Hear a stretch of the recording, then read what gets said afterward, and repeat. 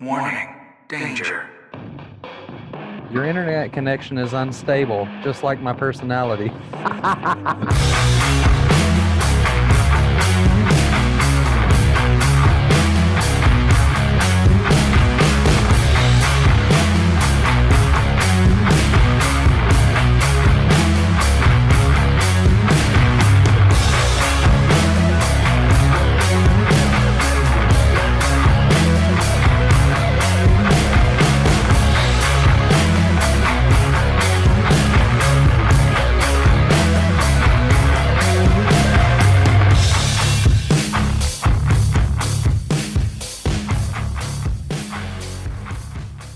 It's all right. It happens.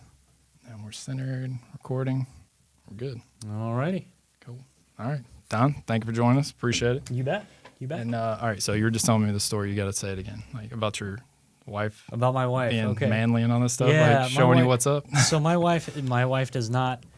She does not wait around for other things to get fixed or to find the right perfect something. She will take care of it herself. Yeah. We were trying to find. We've been shooting for a while now, but now our accumulated firearms necessitated a safe. Right. We have kids in the house, so we needed a gun safe. So trying to find ways to have a gun safe in the house that would, be nice, and just not just this big metal box in the corner. Right. So we decided we would look for a blanket box Mhm. that was big enough for a gun safe, and we would lie the safe down on its back inside the blanket box. Nice. But we couldn't find a blanket box that was the right dimensions for it. Mhm. So my wife just up and makes one. She goes out, she gets the wood, the saw, she goes to Home Depot, she gets everything that she needs, she builds it, stains it perfectly, gets the right cushion. She makes the cushion, she puts a little cushion on top of it, and a handle on it that's made out of a curtain rod that looks nice and rustic and everything like that. Yeah. She puts pneumatic hinges on the blanket box lid and a biometric lock on it so that you hit the lock and the lid to the blanket box just Automatically comes up. automatically comes up, and then there's the safe. You open up the safe, and there's everything there. So, having a wife that can do all of those things. And the previous house that we were in, she decided she wanted wood floors, so she just decided to put in wood floors. She did it. It was perfect, rounded corners and everything. I mean, it was gorgeous. Nice. It was like it was a professional, but no, it was my wife. She's a professional. Yeah. That's it. So she's good at that. That's handy. So now when you said it had the biometric lock on it, Uh-huh. so she installed that, She installed put that it all herself. herself, Yep. like hooked it up. Yep. She did it all herself. What's Now the- they make biometric locks that you can buy. Right. I mean, it's not like she had to program it or build that. But yeah, she just put it on there so that, you can open it up and you know. Dang. That's So, pretty sweet. yeah, it is pretty sweet. It's pretty awesome. So, Yeah, no, I've been talking to my wife about doing the concealed carry course and everything like that. Because I mean, I'm a Southern boy, originally from Tennessee, so I like shooting and Right. hunting and fishing and doing everything outdoors. Well, being in the Marine Corps, that kind of helped out a little bit. right. But she's not opposed to it like she was. Like it used to be. Don't want to go too far down a rabbit hole with it, but it is hilarious because my cousin Charlie, when I think he was about 12 or 13, my dad bought him a bow and arrow set, and I can't remember what brand it was or anything like that, but just something to get him started with it. And he's never been big for outdoors. He loves guns. He has more guns than probably the entire family together because he's plenty old to it, and him and his mom and dad like to do it, and the whole family likes shooting. But so he's a collector, I think would be the best way to put it. But so he unwrapped it, pulled it out of the case, and anybody who knows anything about bow and arrows, but if they don't, it's not loaded or it's not anything like that. He's just kind of turning around looking at it like, oh, wow, my wife is right in front of him. Anywhere it's pointing, she's trying to avoid. And I'm like, oh, my gosh, honey, what are you doing? So she used to be, to that extent, scared of weapons, but now it's, she sees the gun or anything like that. We think about the concealed carry, getting a permit for that, but, we live in Texas, and there's really not many places where you need that in order to have a firearm. It's true. And that would affect us, so... Good we old don't, Texas. Yeah, we're good old Texas. There's really no need for, for a long time I was I was done with firearms, especially after the military. I was done with it. Didn't like the smell of them. Didn't want to have to clean them. Didn't want to have to keep them safe. They were just a pain in the butt. So I followed the philosophy that if I ever need a firearm, I'll just take one from somebody else. There you go. And so it seemed to work because I made it this far and I'm just fine. Yeah. Nobody ever, didn't have that kind of lifestyle where I need one. So I plan on keeping that up and not needing a concealed carry permit. Right. But who knows? You never know. It's true. The laws get to some point where maybe it's practical to do it, but Yeah. not right now. No, it's true. Just in case, but Yeah. I think more or less my idea for it is it's something like you were saying, like something you can do together with your spouse. Yeah. I kind of look at it that way, like it could be something fun. And plus, it's an expensive hobby, so It is she's all about inexpensive. it. So if much she's like on you board, said, yep. with your wife, like, Yep. we need that. Yeah, honey, you're right. We Yeah, do. she's definitely on board with that. Yeah. Put a Beretta in her hand and she's good to go. Well, she was in the Army as well. Yeah. She was in the DLI for the longest time. She speaks fluent Arabic. No. So she's no stranger to firearms. No. And she's bored to death with an M4 because she's got that down cold. But she loves playing with a Beretta. She has her own and she goes nuts with it. Well, it's one of those hobbies too. Like, there's something you can take a standard issue weapon or anything like that, or just a basic from the manufacturer, and you can trick it out. You can do. Yep. I mean, even just something as simple as changing the pound on the trigger is. Yeah. Some people just love that, and Yeah. I get it. Like, I love guns too, but I mean, it's one of those. It's an expensive hobby if you love it. It's very pricey. much true. It's not getting any cheaper. Yeah. Well, kind of like we were talking about, like with all the camera gear and Right. mics and stuff set up. Like, I don't know why we don't pick cheaper hobbies, but Right. I guess going on hikes would be a lot better, but a lot freer. But yeah, no, that's good. At least she's handy like that. Like we were talking about earlier too, is I tried to build a wall in my home office, Yeah. and it took me months to do that because I was contemplating it and trying to figure out how to do this and trying to do man stuff because I've never been the most handy man. But Right. so if something breaks, thank God I can call somebody. But it's one of those That's things. what I do. But you know what? I have to hang out with your wife more. Yeah, she's She'll got show it me down. how to do it. She's got it down. I think the next project she's going to be putting up a false wall in our patio. Something for the grill backdrop for the grill. I feel like something if that. coming to your house would be like I'd be wanting to touch and I know. try everything out. Where's the guns at? Yeah, You'll never find them. yeah. We'll have to hide the blanket box now. Yeah, I know. I'd be like, can you just touch it for me real quick? I don't have the right fingerprint. Or if you see me taping your fingerprint, don't worry about it. Right, So, exactly. I just want to play with the guns. That's the tell. Mm-hmm. No, she's great. She's wonderful, and it being a veteran and marrying a veteran, it really you're on the same page.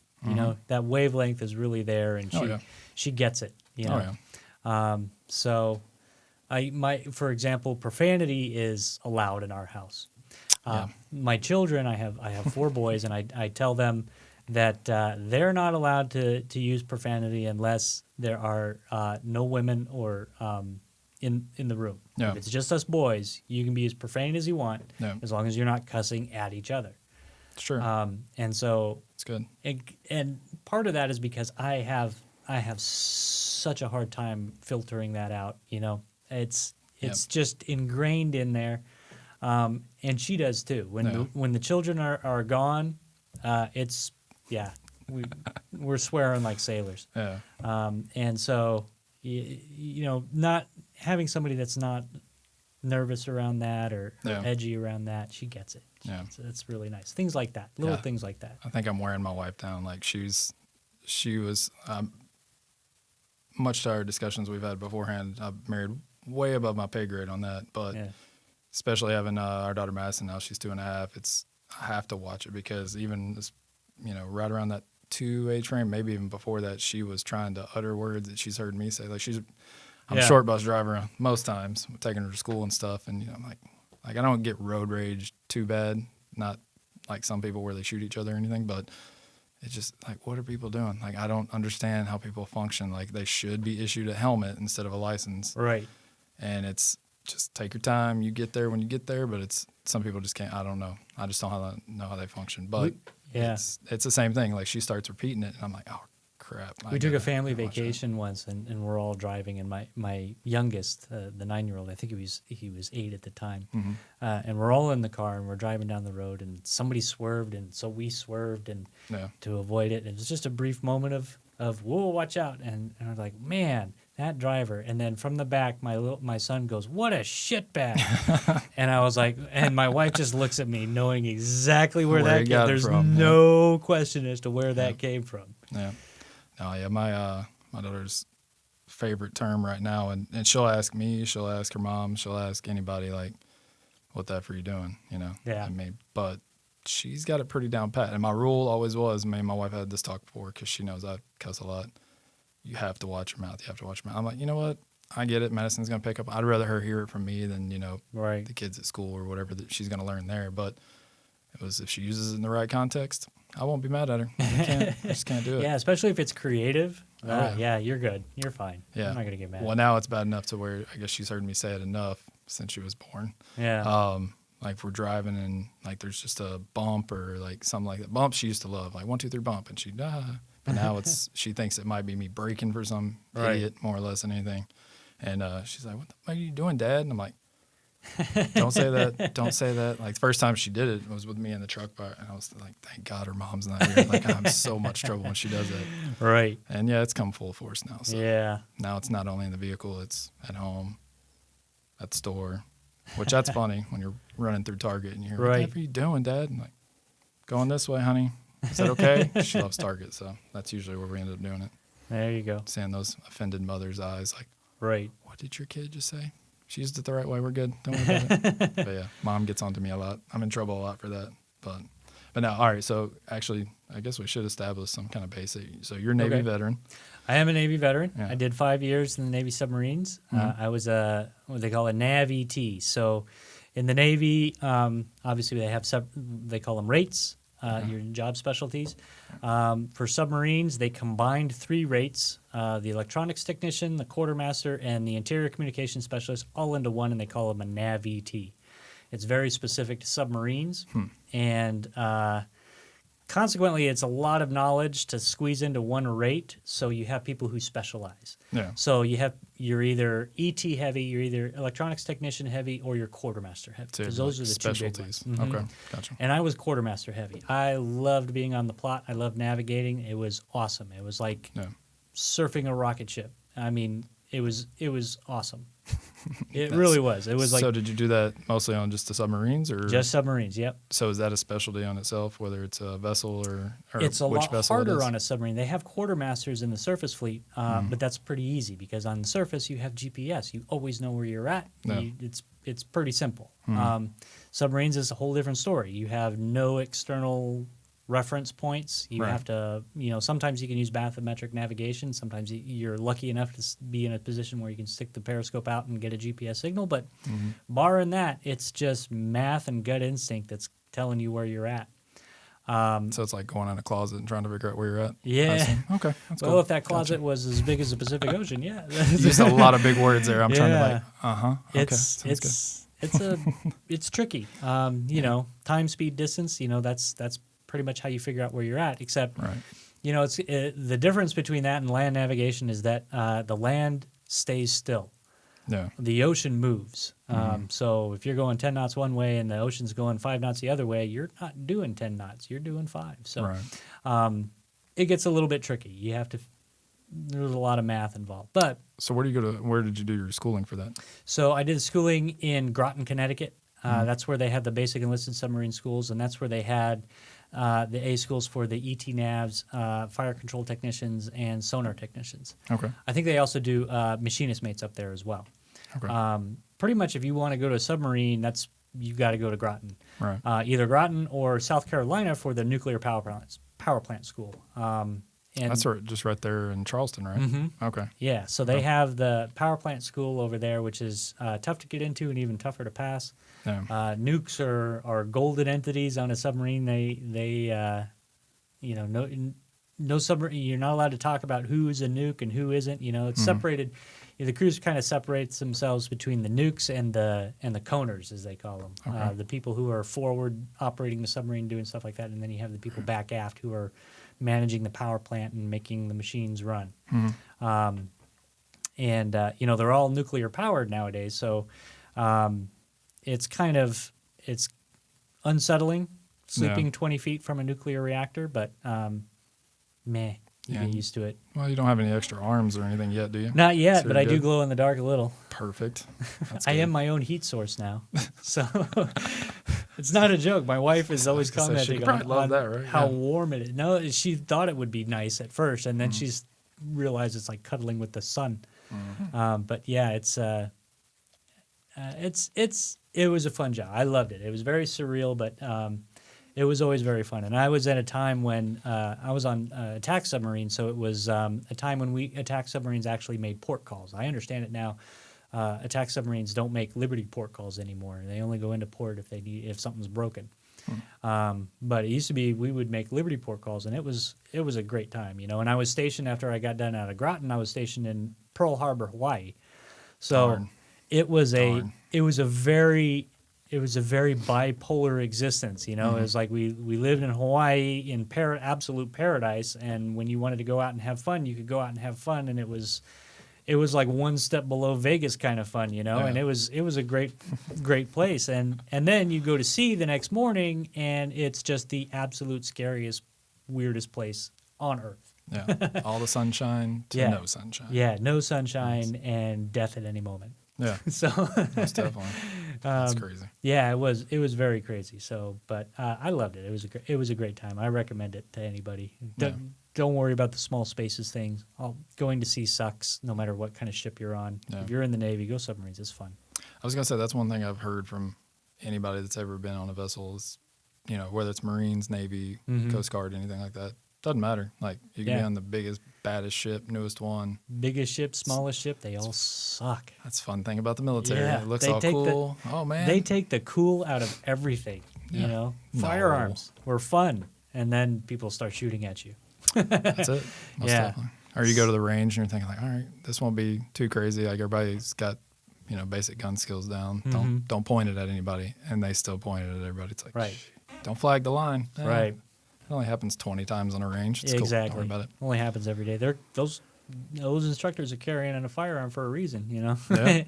It isn't because they like it. That's it. See, and that's why I think, you know, not to get on the gun topic or 2nd Uh-huh. Amendment too crazy enough. Obviously, we established we like guns, so we're pro Right. it. But yeah, it's just weird. Like you would think a well-armed society would be nicer, I guess is the best way to put it. And they haven't taken guns away yet, and people No. are still not being nice. It's like, all right, guys, like, what's it going to take? I mean, you're going to go to church, they're going to shoot back. That grandpa you Right. thought was all sweet and looking, yeah, no, he shot you. You're good. Yeah. But it's one of those things like you never know the mental aspect of it. That's why, like, It you is. know, It's it's something else. The mental aspect is a big part of that. Yeah. I mean, and you know, guns are a cultural thing. You know, you have Oh, yeah. if you grew up with them, then you love them. If you didn't grow up with them, then you hate them. Mm-hmm. And that's basically the way it goes. You know, the rural America and people who have grown up with firearms all their life, they see somebody with a firearm and they feel safer, or they don't see a threat, or they say, "Hey, there's Bob." Yeah. But you grow up in, Yeah. you know, urban America, and you see somebody with a gun, and you're just like, what's this wingnut going to do with that? You know, Yeah. it's like, why do you have a gun? That's not necessary. What's wrong with you? Yeah. You know, and so it's a completely different cultural perspective, and I don't think there's any. I don't think there's any quick cure for that debate in our country anytime soon. But whatevs. That's it. Always something. So no, that's one of those things too that I think I don't want to say help get my wife over the hump, kind of like her fear of weapons and stuff like that. Because I have a good buddy Brad that lives over there. Mm-hmm. We were out there shooting. I mean, we did our birth announcement with tannerite and a rifle. So I mean, kind of pushed her in the right direction with stuff like, hey honey, here's a little redneck for you. Like, yeah. So that was a good time. But it since North Carolina, the open carry, Uh-huh. which to me it has its. I mean, there's 50-50. Like, I think it's not a good move. Like, I mean, there's time and place for it, but I don't think it's a good move for every day. Right. Just because, not saying the people that are going to shoot anybody anyways out in public like that, or at church or Right. wherever they're going to go, they're going to shoot somebody. You're going to shoot back, so I'm going to hit you first. That's one way to look at it. And then it's just, you know, your I'm average more Joe. concerned about specific environments. You know, saying things in general, like, you know, open carry for the whole state. That's a very general thing because there's a lot of different locations here in Texas. Where they recently passed a law that says that you can carry a concealed weapon on college campuses. Yep. Now, not everybody can. You still have to be 21. You still have to have a concealed carry permit. Yep. And it has to be a public university. Private universities have the choice. Here at SMU, they decided, nay, we're not going to allow that. But there's other colleges that do. Yep. And it really is kind of it makes you kind of wonder, it's like, is this really a good idea? Is this really going to make our students safer? Because that was the whole pretext of it with the Virginia Tech shootings and other school shootings and things like that. Parents wanted their kids to be able to carry a firearm. Well, if you're 21 and you have a concealed carry permit, you were going to carry that gun to Costco. Why can't you carry it to class? Math class, yeah.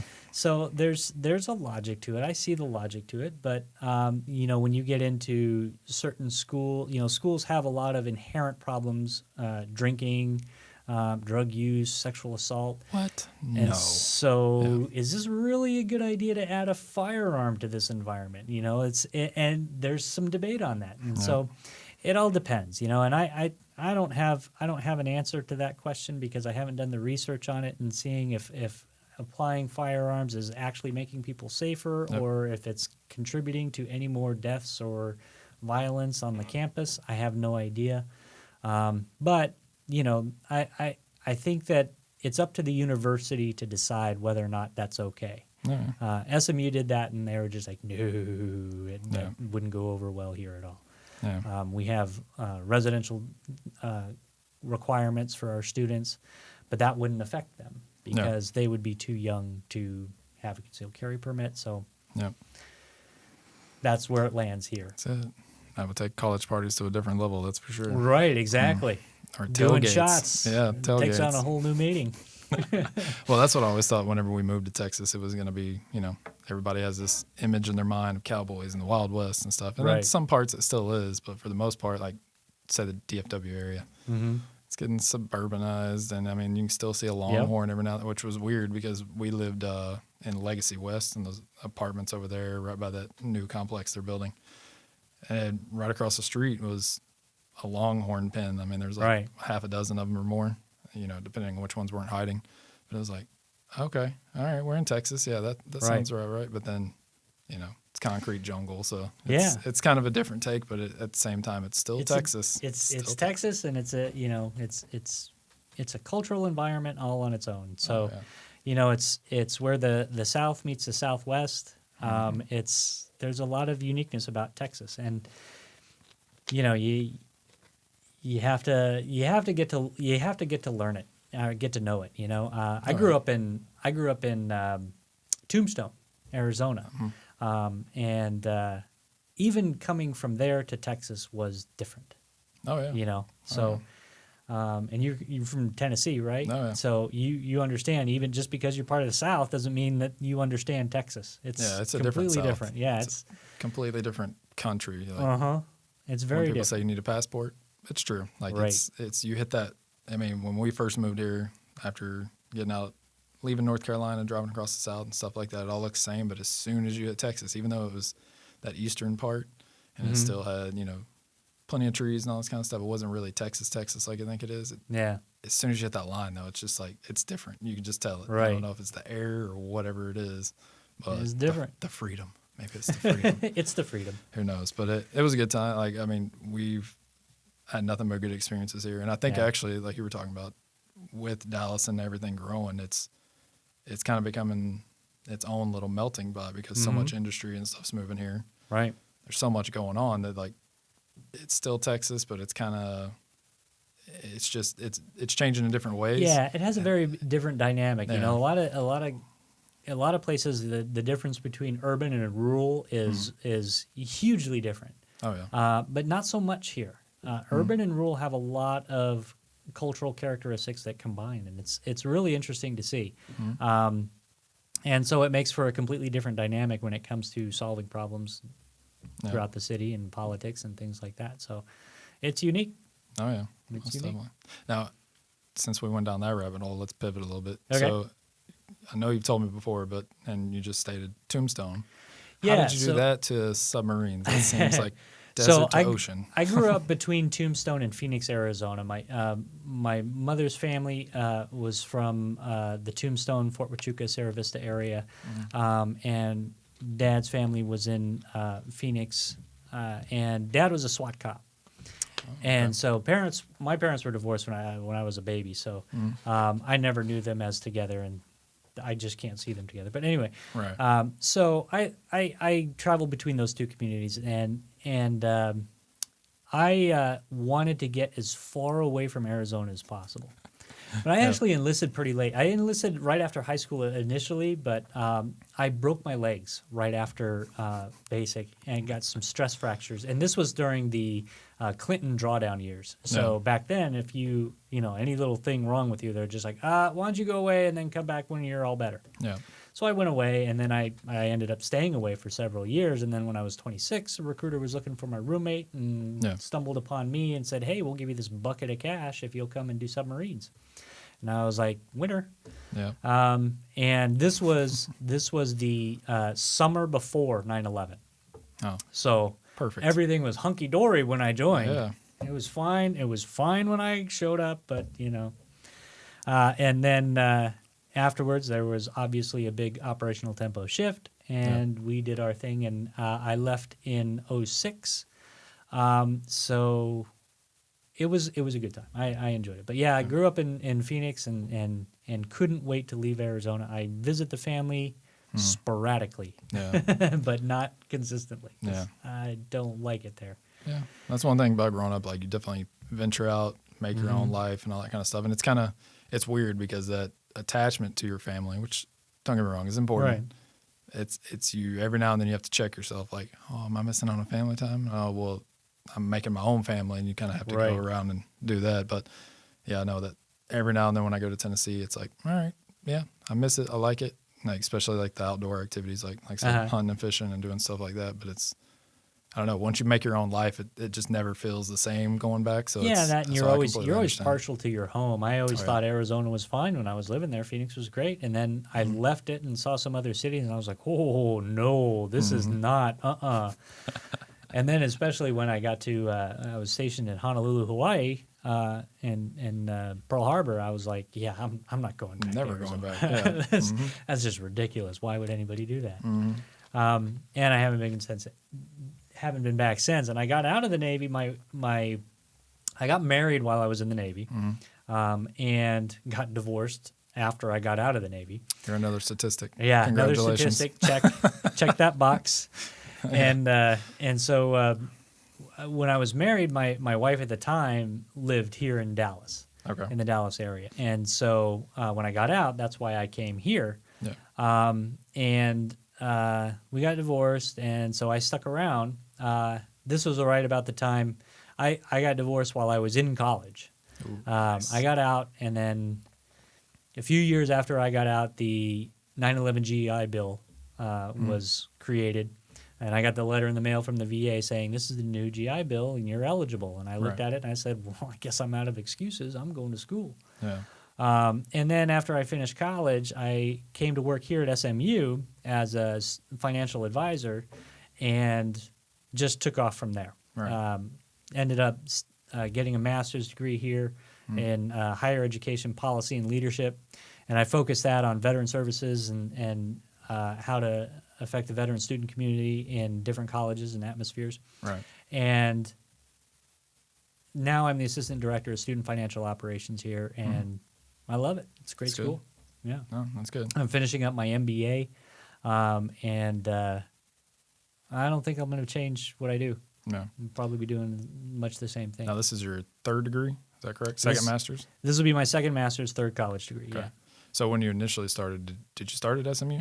No, I started at UT Arlington. Okay. Gotcha. Yeah, I didn't even look at SMU, and that was one of the issues with the GI Bill and private colleges.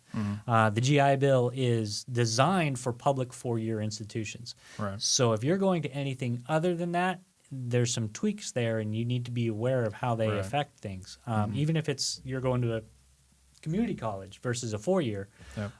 But definitely if you're going to a private school, especially if that private school costs more than what the GI Bill will pay, there's all the little tools and scholarship pieces that you need to make sure are lined up. Yep. Otherwise, you could be paying out of pocket when you thought that your GI Bill covered everything. Yep. Yeah, we've had quite a few surprises on that. So. Oh yeah. Thank God for the yellow ribbon. The That's yellow for sure. ribbon, yes. And the yellow ribbon is a really good, I mean, it's an awesome tool. For anybody that doesn't know, the yellow ribbon is a cost-sharing scholarship. And basically what it is it's 50% paid by the school and 50% paid by the Department of Veterans Affairs. Yep. So it's all up to, it's a matching program. So whatever the school will put in for their for their yellow ribbon scholarships, the VA will match it. Right. So it's up to the school to determine how much for each student they will contribute and how many students will get that scholarship. Right. So you have different levels of scholarship, and each school within a university does its own scholarship program for the yellow ribbon. So, for example, the university itself will handle undergraduates. Some schools have unlimited number of yellow ribbon spots or scholarships, but they will only cover so much. Right. Some are unlimited in the amount, and some are in some will pay everything, but only have so many yellow ribbon scholarships. Yep. Here at SMU, they only have 50 yellow ribbon scholarships, but they pay everything. It covers everything. Yep. But if you go over to the, say you go over to the Cox School of Business, it's the opposite. They have unlimited number of yellow ribbon scholarships, but they only cover a certain amount. Right. And if you're relying on the GI Bill and the yellow ribbon, and the yellow ribbon is always complementary to the GI Bill. You can't have one without the other. Right. And so if you have yellow ribbon and you go to the Cox School of Business for your MBA or something like that, you're going to have to be paying out of pocket. Yeah. There's going to be some costs there. Yeah, I'm learning that myself. Like, let's see. So I enrolled, transferred from the community college, Collin Community College, and then started this past fall in 2019. Excuse me. And yeah, looking at the numbers and everything like that, and was thinking like, all right, spring will roll around. I was told like maybe summer, maybe next fall, I'll be on the yellow ribbon program, and I was like, all right, well, I'll just keep holding out. And it was like, oh, all the money's gone from one semester? Oh, perfect. Like, this is great. So it's a good thing and a bad thing, because for a while I've been wanting to start this up. Like, this is the first recording for a podcast. I did another one. I have another podcast I do, and I've only done one for that, but I was procrastinating and doing all this kind of stuff. And it's like, do you want to spend $25,000 this year? No. Okay, sweet. We're going to hit this ground running and starting other projects and stuff. So taking the spring semester off and then coming back and hitting it full swing then. Yeah. But it's more or less because the yellow ribbon already be put in. And then that's the great thing about it too. Once you're on it, you're on it. Like, you don't You have get it, to. yeah. As long as you have benefits left, you're good. As long as you got GI Bill benefits left, you're good. And here in Texas, we also have the other scholarship. Gosh, now it's slipping my brain because we don't use it here at SMU. It's only for public schools. That's right. The Trying to think of it, I can't think of the name of it. it's going to pop into my head here in a second anyway. Right. But it's random. But SMU is a private school, so it doesn't. It's not a scholarship program. It's a tuition reduction. Or basically what it is a school cannot charge you tuition if you're on this program. Right. If you're a veteran and you're eligible, the school cannot charge you tuition for college. So it's gonna drive me nuts. I'm gonna look it up. yeah, go ahead and look it up. It's one of those things where you don't use it that much and it slips your brain. I can tell you all the rules about it, but for some reason the name is slipping my head. But yeah, so it all depends on what your end goals are. If you're just going to college to get your college degree, and you don't know where you're exactly headed, you have to be careful about how you're doing things. Yep. If you're going for a master's degree, if your end goal is to get an MBA or go to law school or go get your doctorate, go be a medical doctor, an MD, you need to plan everything out from day one. Oh yeah, most definitely. Yeah, because you definitely don't want to run out of benefits. Hazelwood. You got it. Hazelwood, that's the name of it. You're faster than Google. Good job, sir. Better than Google. Yeah, sorry that I blanked on that because Yeah, and that one's a really great. If you enlisted here in Texas, then you're eligible for the Hazelwood, and it's a great one because it applies to all the public universities, and unfortunately, you have to use up all your GI Bill benefits first before you can use Hazelwood. So if you, Oh, really? Okay. Yeah. So if you use up all your GI Bill benefits, and then you can use Hazelwood after that for graduate schools. You can use it for graduate schools, just like the GI Bill. You can use it for graduate schools, which leads me to we're talking about how you have to plan ahead. If your goal is to go and get your master's degree, then it's very beneficial for you to start off at a community college, get as many transferable credits as you can at a very low cost and pay for it out of pocket before using your GI Bill. Yep. That way you have that time later that you can roll over into your graduate program after you finish getting your 4-year degree. And then we also have Voc Rehab. Voc Rehab is a completely different system. That's a vocational system or vocational benefit, and not seen by the VA as an educational benefit. Right. So you kind of have to. I don't want to say you kind of have to convince the VA that this is what you need. Okay. Well, we had a student here, and this is always the example that I give. We had a student here who was an Air Force mechanic.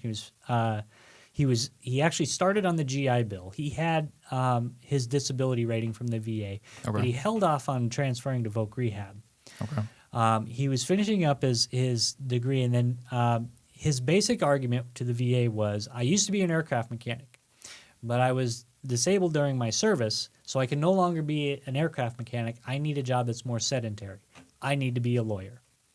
Last year, he graduated from SMU Law School, paid completely by vocational rehab. Heck yeah. That's awesome. So that's how that works. So you kind of have to make the argument to the VA that where you're at is where you should be, and they should pay for it. Now, the downside to Voc Rehab is that sometimes they can tell you, hey, this school is too expensive. You need to go to this other school where you can get the exact same degree. So if you're getting an English degree at SMU and you decide you're going to use Voc Rehab, they may say, no, you can go over and get that over at UNT, or you can go get that at UT Arlington or someplace else. It's much cheaper. Wow. So you got to be careful when you go into Voc Rehab because you lose a little bit of your choices as far as what the VA will pay for. But what they do pay for is complete. Like you can't rent books when you're on Voc Rehab. You have to buy them. Because they won't pay they won't pay for renting books. It's a different stipend system and everything like that. It's completely different. Okay. They don't have the stipend because and in fact it's better because they pay for all your books. No matter what they cost, they pay for all your books. So is it a payback system? No, the school takes care of it. The school submits the form of what they cost at the bookstore, and the school submits that, gets paid through the VA. So the student doesn't have to do anything. The student just rolls into the registrar's office and says, I need this book, this book, this book, and this book. And they say, okay. And they give you a form to go to the bookstore. You get it. You walk out. You can't rent them. You can't. And they're yours. You can sell them later if you want. So there you go. That's why Facebook Marketplace exists. I think. We had one student that was able to get, he was a engineering student. And he was able to get a laptop because he needed a laptop for class, and VA bought him a laptop. Wow. Yeah. So there's a lot of programs and benefits that are out there for people, but it's not meant to. I don't want to advocate cheating the system or trying to get money when you don't need it. One of my biggest problems is people who use the GI Bill to get that monthly BAH. Yep. And they're just doing it to get the BAH, and then they're just going to blow off their classes and do the bare minimum to maintain the lowest amount that they ever have to do. And unfortunately, there's some schools that will accommodate that and actually help them do that. Yeah. And I really think that does a disservice to everybody who's really trying to use the GI Bill for what it's supposed to be used for. Originally, the GI Bill passed in the 1940s. The American Legion looked at it as the reason you need to have an education benefits for returning veterans is that they took time out of their life to serve. Now it's not a benefit. Their perspective is that they took time out of their natural progression in their career advancement and in the progression of their what do you want to call it, career progression or Or just life in general. Yeah. life in general, right? Yeah. So an average person who doesn't enlist in the military has a natural progression in their life. They took time out of that to serve their country. Right. It makes sense to make sure to ensure that they go back to their fullest possible potential. Oh yeah. And it's beneficial not just to the veteran, it's beneficial to society to do that, Right. to make sure that when they come back that they are fit back into their natural progression. Mm-hmm. So that's what it's there for. That's kind of the underlying, motive behind it. It's not an entitlement. Right. We don't get it because we served. We get it because it's better for everybody if we go back and we do this and get our college degree and return back into society as better producing people. And I will always say that veterans have, of any student demographic, veterans have the most potential, I think, of students. And I'm sure I'm biased in that. But no, we've talked about that to an extent. I mean, I didn't realize it either until probably a year removed from service that I'd built a network that I could still benefit from and tap into. Right. For whether it was just run an idea by them or ask their advice or this, that, and the other. And it didn't have to necessarily be my elders or my seniors. Mm-hmm. It was people that were, younger than me or even below me in rank or anything like that when I got out. You're still building that network that right. if you take it for granted or if you just kind of like, oh, okay, I'll, blow it off. Or if you're from your son's perspective, you're a shitbag. Right.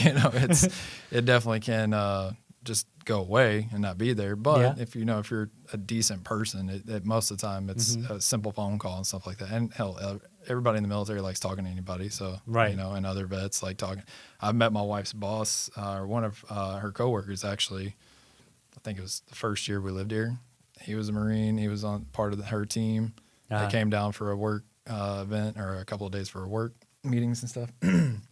And me and him met at the Legacy Hall over there, the little food court. Right. And we all shared a big table. And me and him sat across just like we are now and talked for almost 2 hours. Yeah. I didn't even get to meet anybody else because it was like, Marine, all right, sweet. And then we Yeah. just started talking and never shut up until it was like, all right, honey, we have to go home and go to bed. Like, oh, okay, all right, I guess. Yeah. But that's such a good way to look at it is you're building up that network. You have all these connections, but you also have, apart from that, a skill set Yeah. that most people and experiences. I mean, there's so many benefits to it, and I'm not trying to recruit anybody, but Right. it is if you're stuck in a hard place or if you're at an impasse or even have that thought like, should I do this? Because if I get too old, I'll never have the opportunity to do it, and I never did. Right. I said go for it. That was my Do it, opportunity yeah. as well. Like I was 25 when I went in, Yeah. and it was one of those like, all right. I was working at was working at a nightclub, and then I was like, all right, I'm tired of that life. And then I was working at a manufacturing company, which full circle was World War II veteran. He started it up, and it was a refrigeration company and did manufacturing. Right on. And it was kind of like, all right, what's my next step? Go back to school? I don't really like school. And now I'm back in school. Right. And did more schooling in a condensed amount of time in the military than I ever would doing air traffic control school. Yeah. It's like, what? Okay, I didn't think I was going to have to do this, but it was for a purpose and much more, Yeah. I guess, narrowed down. Yeah, So it and you made it know a what? lot The easier. military life is a better fit for a lot of people when they're coming out of high Oh, yeah. school. It was a better fit for me, and I honestly don't think that I would have been as good at college as I have been if I had gone right after high school. Oh, yeah. There's a lot of that. There's a lot of that we talk about self-discipline and things like that in the military as though, it's no big deal, but you really see the absence of self-discipline in people, and it's very very evident when they don't have it. And the biggest trait that every veteran has is operational tempo. Mm-hmm. It doesn't matter which branch you were in or what you did. You went through boot camp. You had to go through something like the Crucible or battle stations or Right. I don't know what the Army and Air Force does. They do something, I'm sure. Yeah. But you have to find that fifth gear, and you Right. really have Your to wife's push going to kick through your it. ass for that I statement know later. she's, I'm just she's saying. gonna kick my ass anyway. That's all right. And speaking another language, so you're Right, just gonna she'll be do it in another confused language hurt. and with Like, power tools. So that's it. and so yeah, so we have that fifth gear. We know how to find that fifth gear in us and really push through. Right. And I'm sure you felt it while you're going to school, is that you've had a test coming. It's, you're not sure if you're prepared for it. So what do? You sit down and you go nuts. You pull an all-nighter, you're studying, you're going nuts, looking at this and that, and you know how to push your way through it. Oh yeah. And so we do have a lot of benefits. We have a lot of barriers too. Veterans have barriers in higher education because of our service, particularly, the traditional veteran that went in after high school, got out, and now wants to go to college. There's nothing wrong with that, but most higher education institutions weren't designed for that. They're working, a lot of them, especially the publics, because the publics are getting most of the GI Bill. Right. Most of the publics are adapting to it and making sure that it works.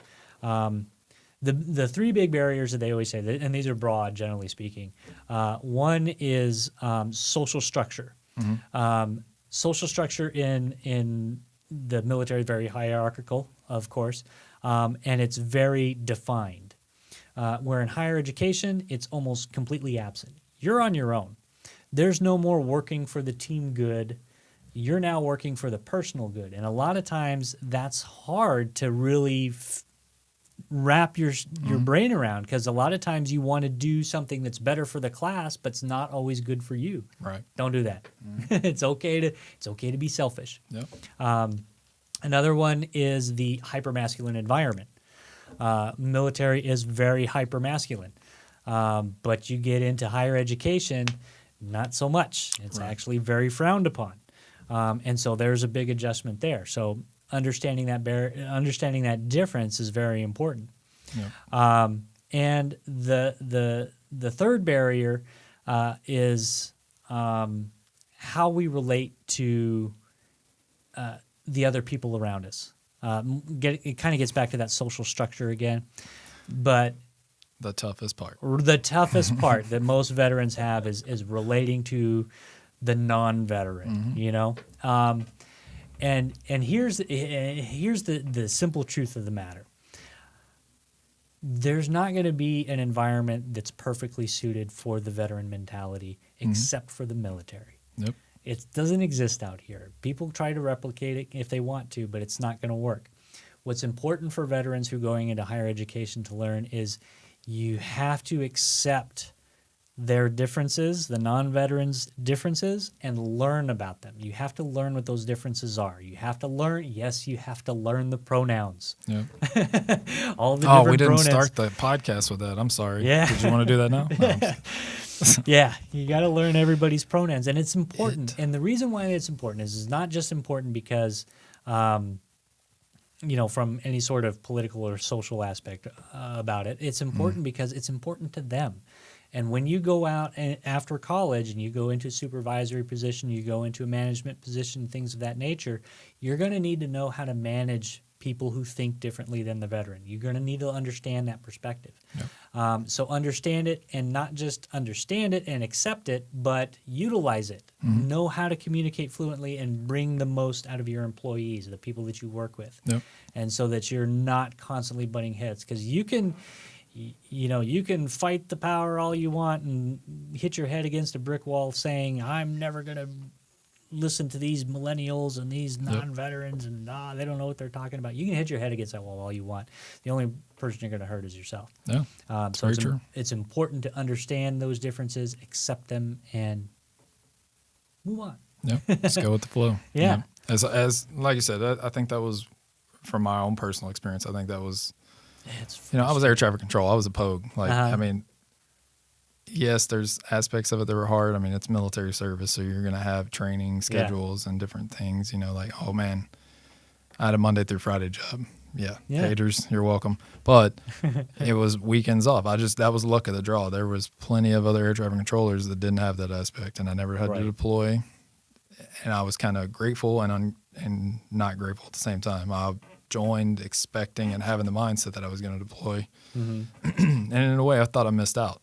But looking at it, it's like, that's not why you should enlist, or that's not why we've done military, any kind of component of it forever, is so we don't have to go over there and do stuff and like that. So, I mean, for the time I was in, if I didn't have to deploy, that's a success. The way I look Yeah. at it now, and that was not my mindset for years. Like I thought I missed out, and I thought I was just, oh man, I was just a piece of the puzzle, like to get to the next piece. Especially now, everything, you know, when conflicts going on and stuff, and people are getting deployed. And actually, I had a buddy of mine that just got back from.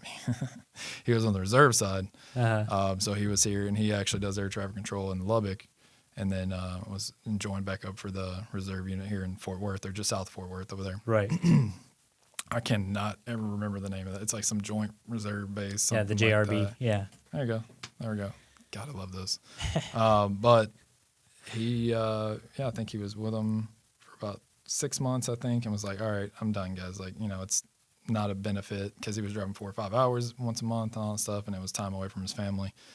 And then one of his officers, you know, was like, hey, you've done this before. I could really use your experience. And he got deployed. And I was like, oh, shit, no, that's not good.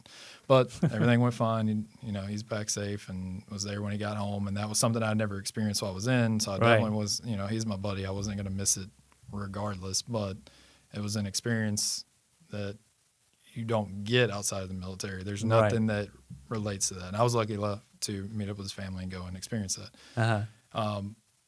But for him, there's that mentality, and then there's that connection with that military side and that military mindset that you just, I don't know. I just don't understand how, like, I couldn't make the turn in my own head for like a year or two. Even like, you know, coming down here, there's still sometimes I'll look at somebody and I'm trying to stare a hole through them because I'm trying not to hurt them. Like, I'm not some Billy Badass, but it was like, I just want to choke this kid out. Like, but he's like, he's 19. He doesn't know any better. Or, you know, something as simple that drives me nuts, and I'm trying to make an improvement in my life on this. Something as simple as holding the door for somebody and they don't say thank you. Right. Not everybody in the military does that. I get it. Not everybody's going to say thank you in the military for that crap. But guess what? You can chew their ass out, and you can do whatever you need to do that. Right. But here it's just, you have to kind of, you have to just eat it. Say it. You know. But like, you know what? You're welcome. Oh, so here's a good point about that is that you know, a lot of people think that when veterans come into higher education that they have to assimilate into the higher education environment. Right. And that is the wrong way to think about it. Because assimilation assumes that the minority population has to give up part of its identity in order to be a part of the majority population.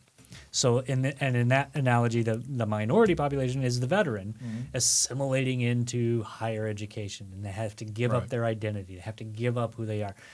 You don't. Right. You don't have to give up anything.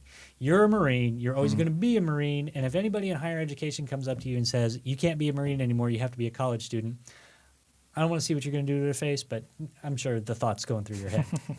So I don't have any moto tattoos, so maybe that'll work. So I'm we undercover. look at, we'll just call it undercover. Right. There we go. so we look at instead of assimilation, it's called acculturation. Right. Where you put both identities on a parallel track, that being the success of the student, the ultimate success in graduating and getting everything that they need to get done. You use the school's resources, you use the personal resources of the veteran. Both of those come together. The veteran decides what traits they're going to hold on to and what they're going to get rid of. Right. I don't shave anymore. I gave that up.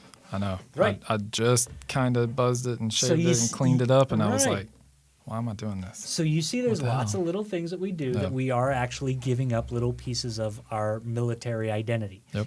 But the military is always going to be a part of our personal identity. And this is what I was talking about, how schools are not always equipped to handle the differences between veterans and traditional students, because that time period between 18 and 22, that's a part. There's a part of your personal identity development that's happening there for all human beings. Part of your personal identity is being shaped during that time. For us, we went off into the military, and it was shaped by that experience. For the traditional college students, they're coming here, and it's being shaped by the college. This is why you have people that are diehard fans of their college and always will be for the rest of their lives, because that personal identity structure happened here on a college campus. Fraternities, they utilize this all the time. There are people who are grown adults with kids, and they still are a part of their fraternity. Yep. You know what I'm saying? Mm-hmm. So that identity structure happens for us. And it doesn't mean that you have to give up any of that identity to go to college. Right. You just have to learn a new thing. Mm-hmm. And one of the biggest things about college that a lot of veterans don't understand is that you're learning differently.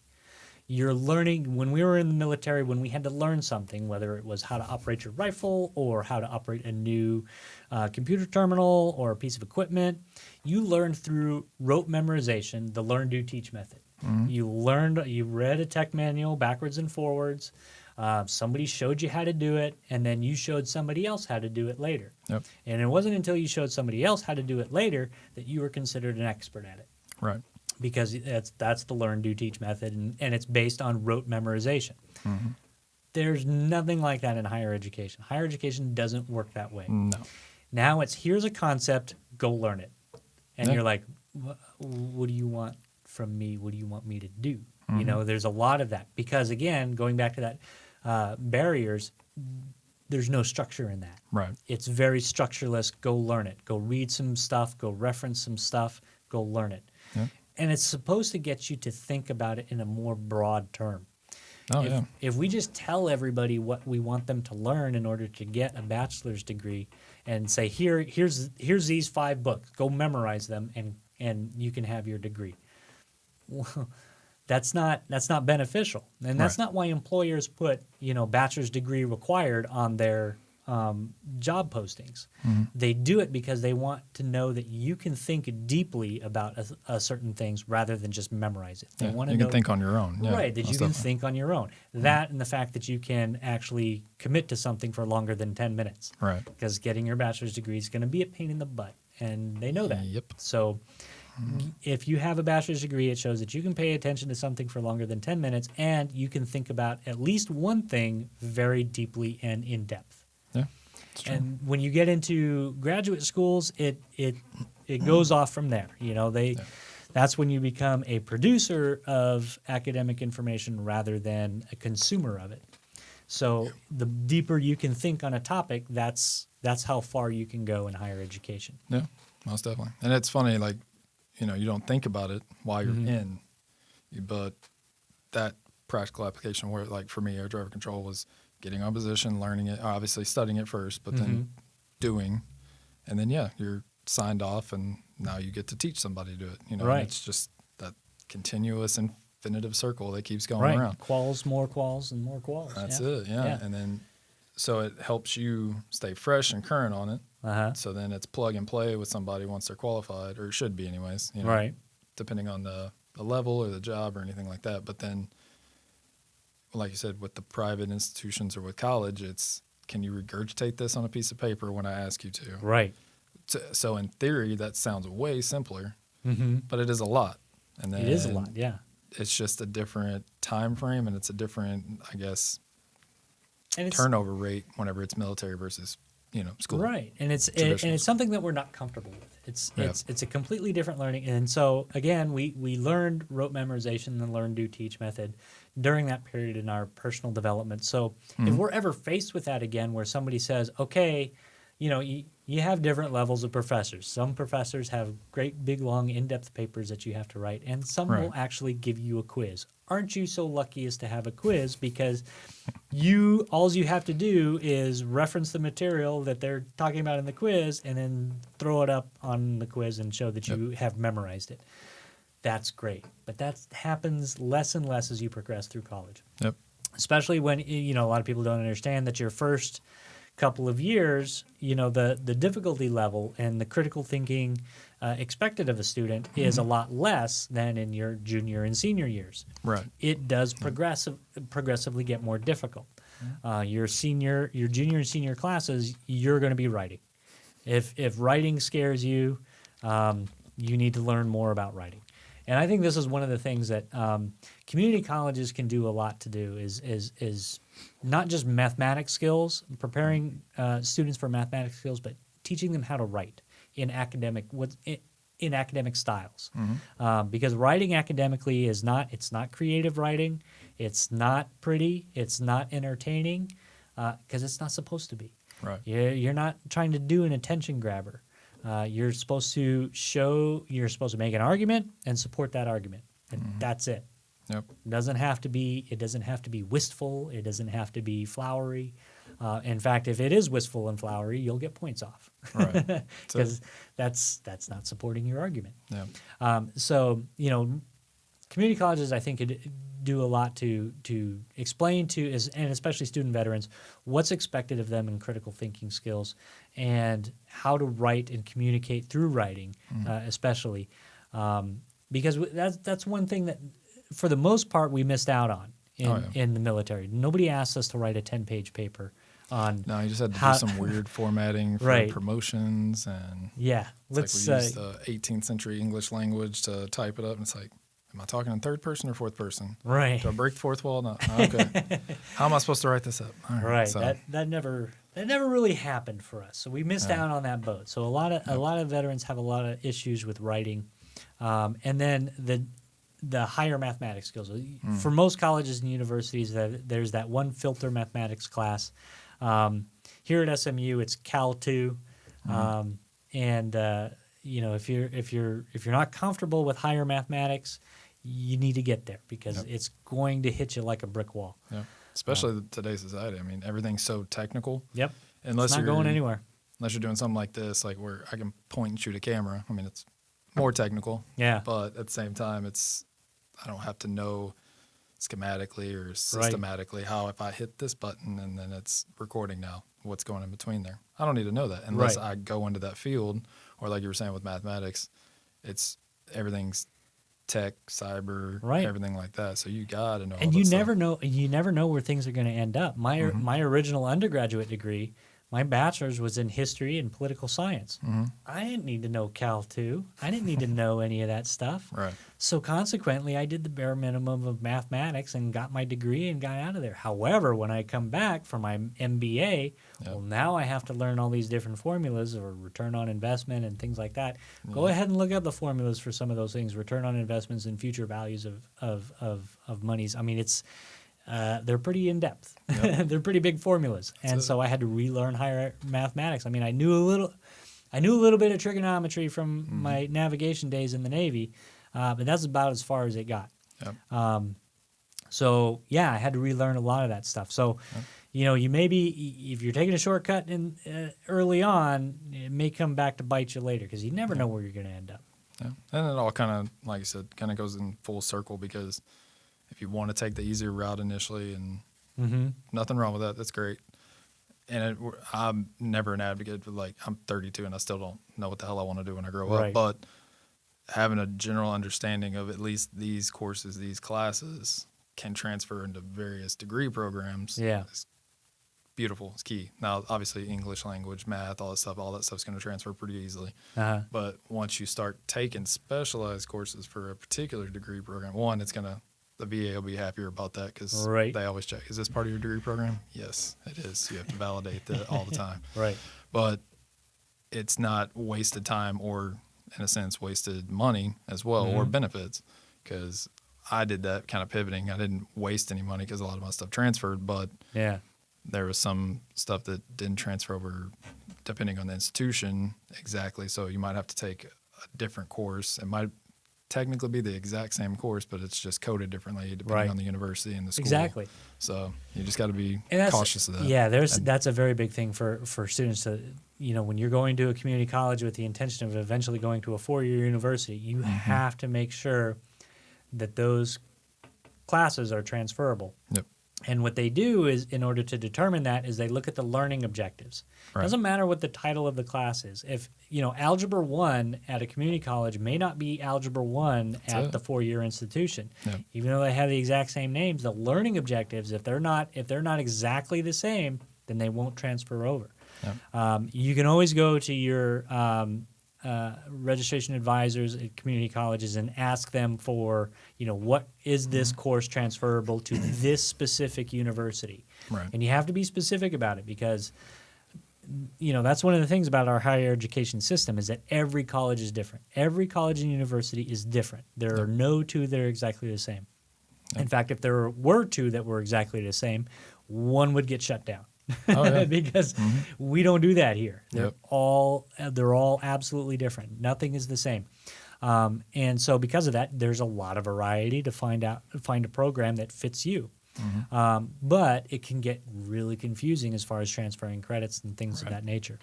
Lots of schools have caps on how many they'll transfer.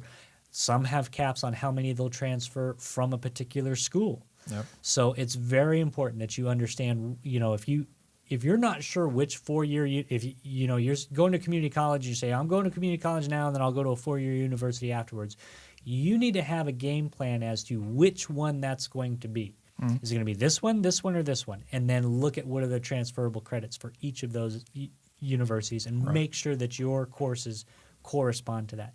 And I still highly recommend that if you're a veteran and you're going back to college and you're going back to community college, try and pay for as much of that out of pocket now as you possibly can, and reserve that GI Bill for later. Because if you decide to go to grad school later, grad school is way more expensive than an undergraduate degree. I think it was like $75,000 for an MBA here at SMU. Yeah, buddy. Or somewhere around 75, 80. I can't remember. I don't want to quote the number because I don't remember exactly what it is, and I don't want to say it. But it's a lot. So it's a lot of dough, and it's actually what 20. It's not even 24 months, is it? Right for the MBA. No, it's it's 30. I believe it's 36 credit hours. So. It all depends on how fast you do it. Not very long though. And when you get into graduate school, two classes is full time, 6 hours. Really? Okay. Yeah, because the workload is a lot more in graduate schools. Now, is that restriction regardless if you're just a student only, or is it professional life, like student? Like where they come in on the night classes or the weekend classes for working professionals? It depends on the school. But for the most part, if you're in two classes, you're in full-time status. Okay. And there's a reason for that, because full-time status for an undergraduate is 12 hours. For a graduate, it's half that, because you're doing twice the work for each one of those classes. Right. So remember that when you're getting ready to go back into graduate school, is that each one of those classes is going to be a tremendous amount more work. Oh, wow. There's a lot more research requirements because, again, now you're a producer of academic information, not just a consumer of it. You're way far away from rote memorization. Now, with your experience here at SMU, like for your degree, whenever you went for your master's, is it you still can do the summer courses and the Jan terms and all that stuff? It's specific. Is it just fall and spring? And that depends on the college that you go to. SMU had the classes that I was in for my master's degree here on campus that they were only offered at night because it was a degree program that was for people in higher education who worked in higher education and wanted to progress in higher education. Right. And so there's a lot more of that nowadays. I mean, for example, for the undergraduate students here at SMU, there are no night classes. Right. There's nothing at night. So completely different from a public university. But yeah, all our graduate schools now have evening classes because now you're looking at a different student demographic. Right. So, there was no Jan term. I think there was a summer course. I can't recall, but I don't think I took For the most part, there's no express condensed. There's that 8-week. No, and you don't want to condense it. You don't want to push it. I did one semester. I did 9 credit hours, and that nearly killed me. That was a lot. Is that why you got the gray a little bit? Yeah, right that's there? where the gray came from. Was those 9 hours? It was.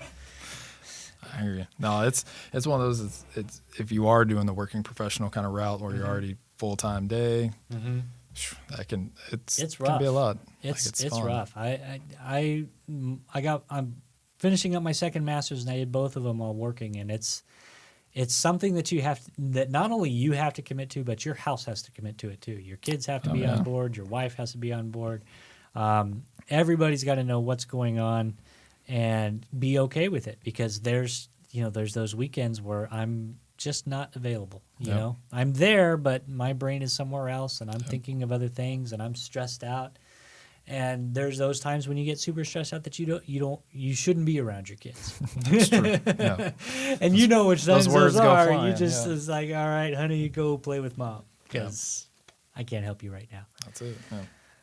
So I will kill a transformer right now. Yeah, So no doubt. The Legos do not matter right now. Right. We don't need that. Yeah, no, it's, for me, even going full time and having my daughter, I mean, she's in daycare but as soon as she gets home, she's 2.5. She's got full of energy. She's ready to go, play, do until her, head hits the pillow. And it's a lot. That's fun. So yeah, then, and so that's another thing that a lot of veterans have is that we have lives.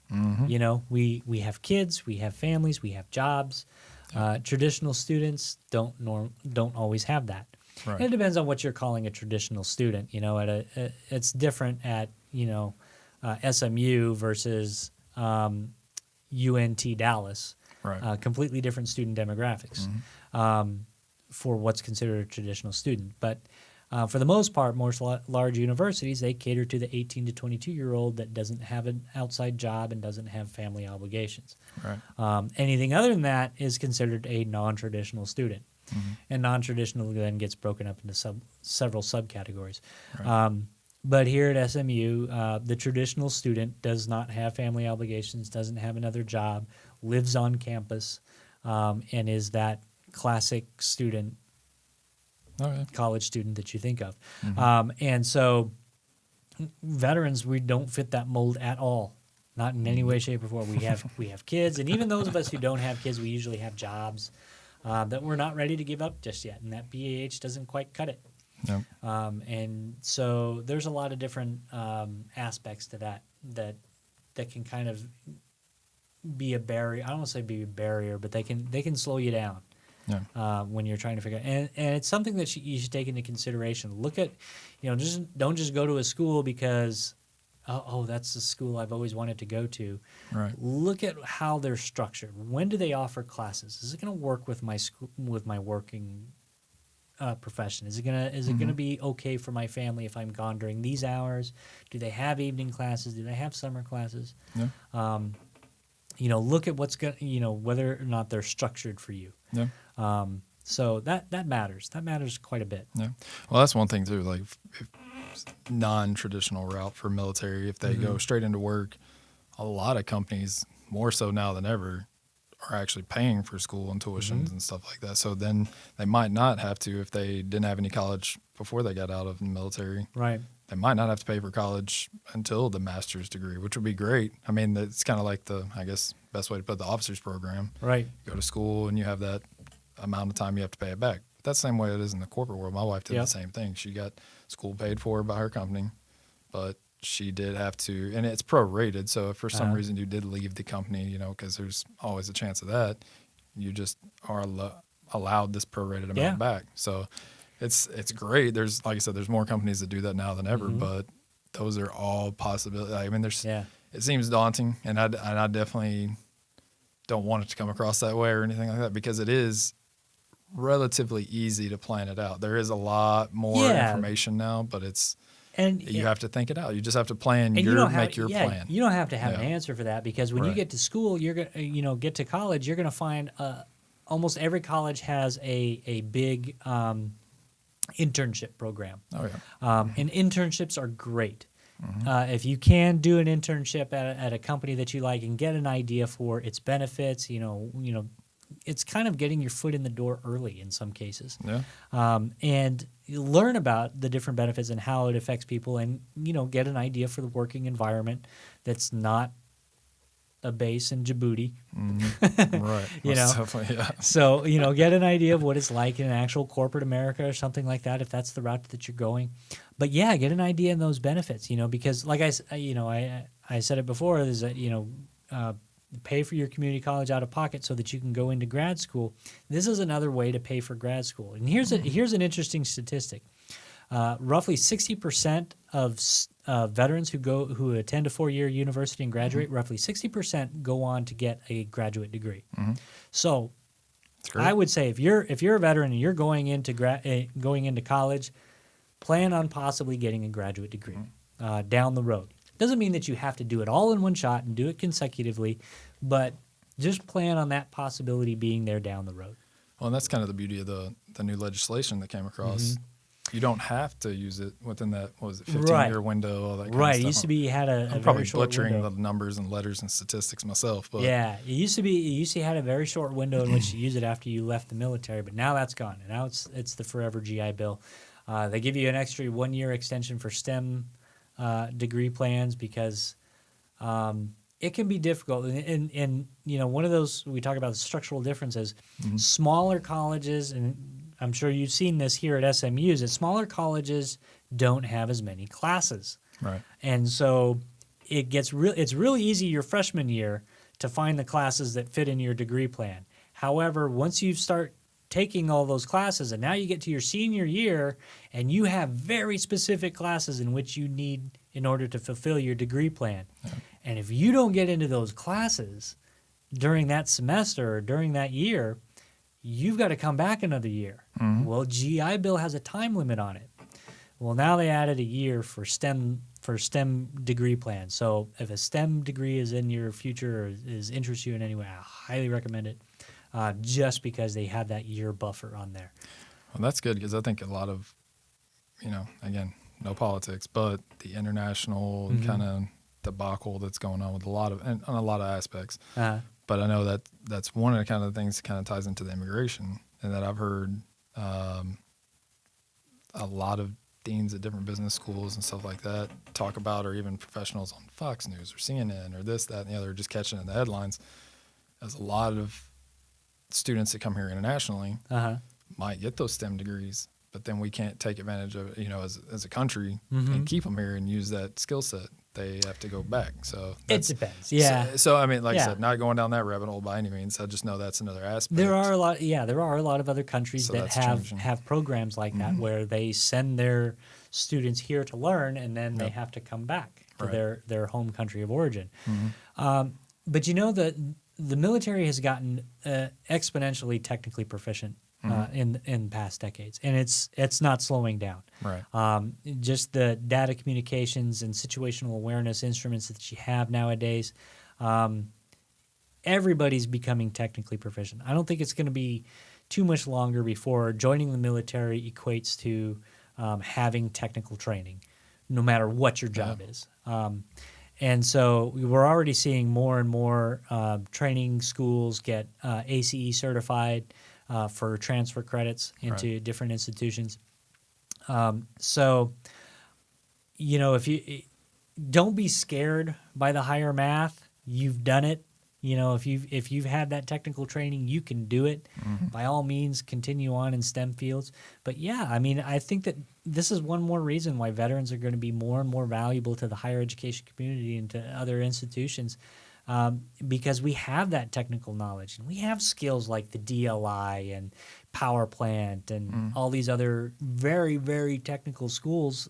You're learning things that you can't learn in college. You can't learn about nuclear reactors and it's all in a book. I mean, you don't get to actually play with one unless you go into the Navy. So it's true. These things are going to be more and more valuable to higher education. And the schools that realize that and really put their shoulder into recruiting veterans, those are going to be the schools that do well, I think, in solving that problem of students taking that education and leaving the United States or leaving the higher education, the academic community, period. Yeah. I think that's one thing that I've kind of, and in talks with different friends that are veterans and stuff like that, having that, everybody's, and it's not specific to student veterans or anything like that. It's as a culture, as a country, where you have, everybody likes to harp on the wage gaps and stuff like that. I get it, but I mean, that's naturally going to happen in any society. You look at any kind of, you're a history buff, it's happened. It always happens. There's some that just make it all, but they're in a position to leverage it to keep making it. And then there's some that don't have any advantage that just have to scrape by. That's always, to me, I've always thought being a veteran allows you to jump. Not saying they're going to be billionaires, but they could. It makes it easier because then all of a sudden, coming from, say, poverty, join the military, they get all the social, economic benefits of that, and then all of a sudden they get the education benefits. That's just bridging that gap to where it's putting your head to not only better themselves, but also their family's Yep. path. So to break that mold of 9-to-5 job, blue collar jobs for generations, then all of a sudden one person pivots off, and it's Yeah. like life changing, and for generations to come, if it keeps going that way, obviously. Yeah, you well, know. so the biggest key to that is the GI Bill, because higher education, getting a college degree, is always seen as the number one way, the number one method for moving from one social strata to another. Yep. It's the most universal game changer when it comes to moving out of a socioeconomic class. Yeah. Is getting a college degree. And because the GI Bill exists for all veterans, now you can equate that to joining the military equals changing your social status.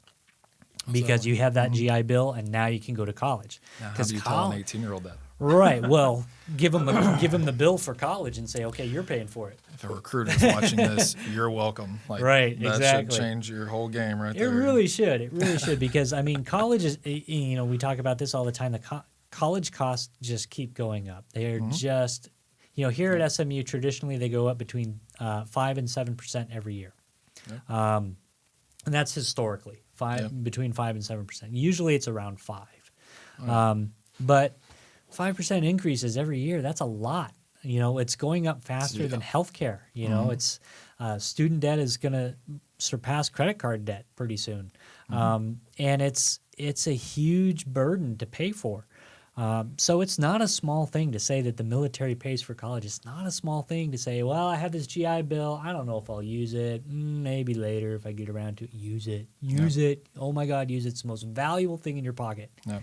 Go ahead. That's why I always kind of laugh, chuckle to myself, whatever it is, whenever, any kind of politician or whatever wants to bring up, oh, we should get rid of that or cut back on that and stuff. And it's like, I don't think anybody's simply set them down and explain, like, if you want to change the country and make it better, everybody needs to be successful. Okay, cool. So you want to take this demographic that did years of service for their country, signed up for it voluntarily, weren't drafted, did anything like that, not to daunt on that too much, but just, and then take that privilege away from, or that just the option to better themselves away from them.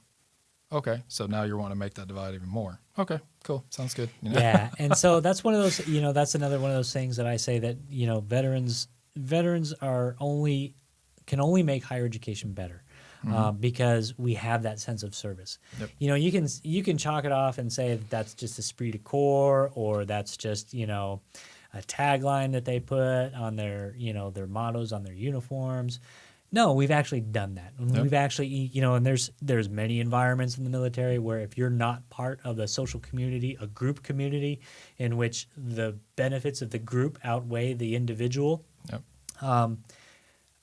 That you could die.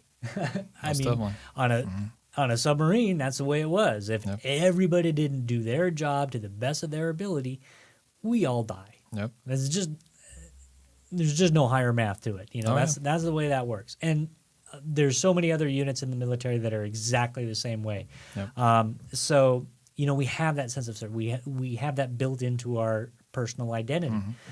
In fact, it's something that we struggle with in higher education, squaring that with a individual pursuit. Right. So we have that. And so when we take that degree, we get that college degree, and we go out into the world, who do you want coming into your company? Who do you want being your next manager? Do you want it to be somebody who is going to be self-interested and look after their own goals, or somebody who can look after the best interests of the company and look at what is the end goal? How can I make things better? Yep. And that's always one of the keys to leadership. Is you can't be a leader unless you bring value as a leader. Yep. So if you're just somebody who's looking out for themselves and wants the paycheck and the title, what value do you bring? Versus the veteran who has a sense of the group dynamic, who do you want to bring in? It's just a matter of time before higher education, and employers have already figured this out. Employers are already massively agreeing. J.P. Morgan has this massive veteran recruitment program. They only want veterans to to come in. It's for some of their positions. They're constantly looking for new veterans to come in and fill their positions. And I think when higher education as a whole is very passive to veterans. They have all these programs, and then they say, okay, we have these programs, come and apply if you want to join. It's very passive. It's going to be the schools that actively go out and recruit, that stand outside DLI and power plant and say, hey, are you sure? That's it. When you're done here, come Like over. Yeah, and like we talked about, like other companies helping pay for it. Mm-hmm. So it's like, all right, well, we're going to take a chance on you, invest in you, much like the military did. It says, all right, we took that ASVAB. It says you're this smart. Right. Yeah, okay, cool. Like with me, I felt like I got lucky. I don't know if I filled in the right bubbles or whatever I did on that. Right. But it was like, oh, I can be an air traffic controller. Okay, that's one way to change, my family's trajectory. Right. So why don't I do that? And then getting down there, doing the school and all that stuff. Like I said, it's all tied into like personality and stuff. But and that's not me tooting my own horn or anything by any means. But it's you realize you're capable of more than what you've been. Right. So then all of a sudden you can, like you said, you can leverage that. You Right. can take that. You know what's right and what's wrong. And I think to kind of caveat, not to do the safety brief thing, piggyback off what you just talked about. Uh-huh. I hate that term. But you have those people that you can put in your company or put in your any type of mix, whether it's whatever your organization is, doesn't matter. It could be a nonprofit. They're going to speak up. They're not going to passively go, oh, I might be going against the flow or something like that. No, dude, that's not right. Or no, I don't like that. And I get in trouble for it all the time from my wife. She likes to make sure I get in trouble for it. No, kidding. But she's going to hate me for this. But anyways, I can be too outspoken. And I don't know if that's military plus Marine Corps, which I'm almost betting it is, No, I don't think it is. I think it's just my personality too. That's a lot of veterans that do that. They're very quick to speak up. Just be careful when you speak up. That's what we need to learn.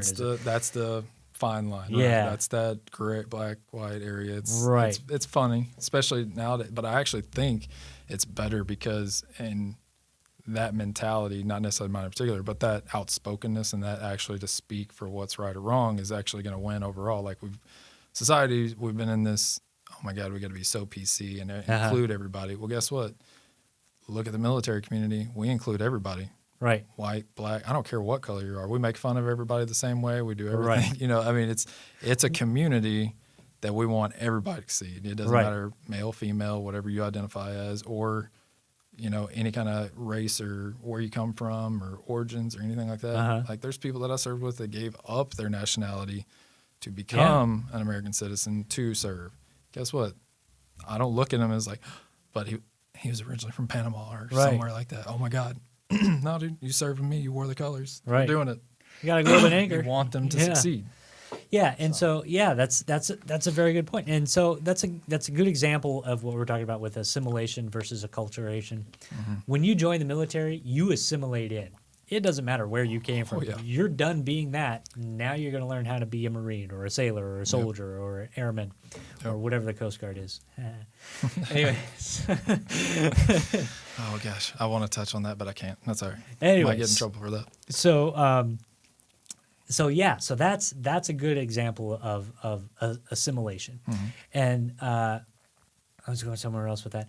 So, but the difference between going back to school, so military, assimilate, and coming back. So and then coming back, now we want to that. acculturate. Now, right. The other thing I was going to say is that I came across this book. Somebody recommended it to me. It's an old book, and it used to be very popular, and it's still out there a little bit. I think. It's a generation behind, but it's a very good book, and I read it, and I recommended it to a friend of mine who's a veteran. He was having issues with, relating to other people that he worked with at AT&T. And he was like, I just can't understand the person who's never served mentality. People who have never served, I just don't get them. He's like, I just can't figure out how to motivate, how to plug into them. Which to somebody who's never served sounds silly because at once you didn't know what it was like to serve. But it's hard to go back to that mentality. Exactly. So, because sorry, not to interrupt, but going back to that mentality means going back to pre-18-year-old self. Right. There's probably been a lot of there's been like 7 or 8 iterations of Don Moorman since 18 years old. Okay, so I've changed quite a bit. Anyway, this book is called How to Win Friends and Influence People. It was written by Dale Carnegie back in 19 something. It was a long time ago. Anyway, it talks about it sounds very manipulative. The title sounds very manipulative, but it's not. It's all about common sense approaches to dealing with people. You know, if you want to convince somebody to do something, don't start out by insulting them. Don't start out by saying they're doing something wrong. You know, you approach it from their perspective at how you can benefit them. It's a really good book, and I don't read it. Get the audio version. Listen to it in the car. Yeah. You'll pick up on it pretty quick. But it's a very good how to manage or how to deal with people who have never served. That's a very good how-to manual. Was he a military veteran himself? Yes. Okay. He was a military veteran. He was having trouble dealing with a lot of. It was making him frustrated because our focus is get the job done, whereas sometimes people have different motivations, and you have to understand that. If they're not motivated to get the job done, what is their motivation, and how can you redirect that into getting the job done? I'm curious of what year he wrote this. Yeah, I don't remember. Do you know if he's still alive or anything? No, he's long dead, I think. Dale Carnegie, How to Win Friends and Influence People. Yeah, it's a very good book. So if you're really struggling with that, I highly recommend it. Because I wonder if anybody's, excuse me, sorry, I've been all coffee and hacky and going through puberty. Lovely Texas I'm not the one weather. that has to edit this. I'm telling you. I'm just going to put it out there and get screamed at for it. Sorry. There you go. Born 1888. Okay, so he died in 1955. Yeah. See, he needs It's a very old book. He needs like a grandchild that maybe. Right, but went through. it's still really applicable today. It's still, talking about the golden rule and things like that. Well, that's what I was going to wonder. How it actually works. That's why I was wondering if it's. I mean, the basics of it can apply to anybody. Yeah. I get but I was just going in the weeds. It's conceptual. Like, it's what not, if they don't identify as this or that or whatever? How does it Right. apply to them? It's conceptual, so you'll pick up on it pretty quick. Yeah. That's a good book, and then the other one I would recommend is the 21 Laws of Leadership. I think it's called by John Maxwell. Okay.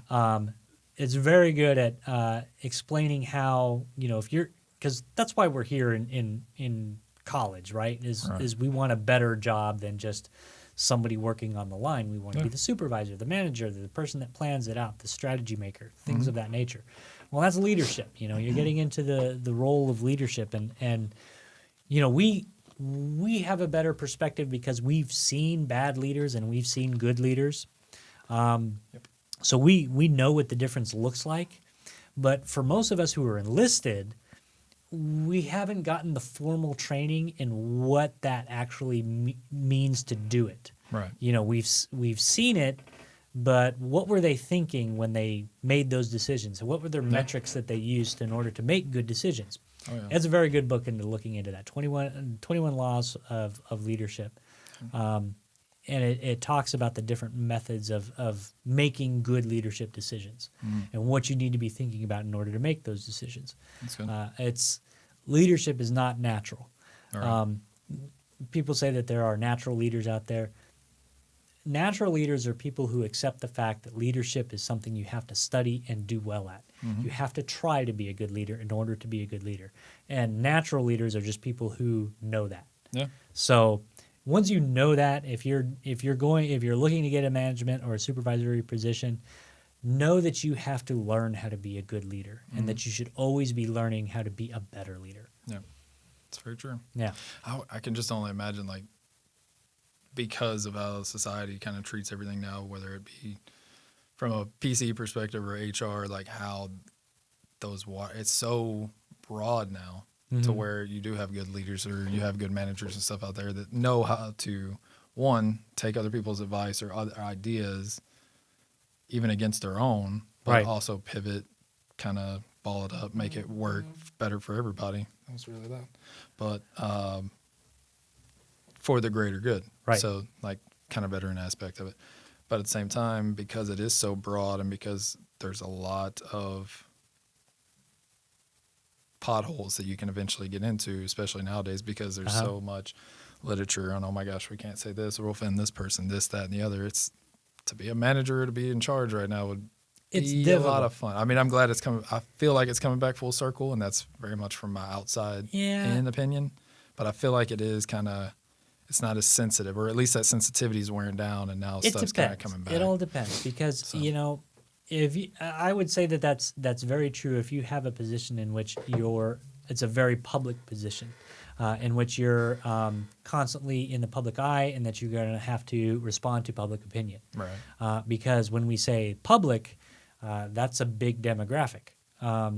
But when you get into supervisory management positions, even as a CEO or something along those lines, the demographic that you initially need to worry about is much smaller. Right. So if you're a supervisor, if you're supervising a group of 10 people, you don't have to worry about the overall best thing in the world to say. You just have to worry about those 10 people, what matters to them, know their triggers, know what's respectful to them, and what motivates them Right. to do things, and that's it. Yeah. That's true. I mean, don't recreate the wheel. You don't have to do any higher math than that. You don't have to build the space shuttle in order to get 10 people on the same page. You just have to acknowledge that they are 10 individuals, Yep. 10 people who have 10 specific goals in their lives, and be of value to them. Right. And once you show that you're of value to them, they will trust you, they will respect you, and even if you drop an F-bomb at the most inappropriate time, they'll forgive you. Yeah. And I if think consistency is definitely like the Right. bigger underline there. Like, as long as you're not pivoting and catering Right. to the exact moment because of afraid of offending anybody or afraid of making the wrong move, I think that consistency in leadership is definitely the biggest thing. So yeah, so I definitely get what you're saying. Like that makes a huge difference to be consistent. So that way those, even though they might simple psychology look at it, see it completely different 10 different ways, they at least know that, okay, that person's attached to it or that leader's attached to it. So right. we can kind of ease that way and you pivot can as we go. You can have political or personal opinion or religious opinions about which bathroom people use, but when you're in a supervisory role, your job is to get the job done. Whatever task you have assigned to you is to get the job done, and you don't always get to pick your people. Yep.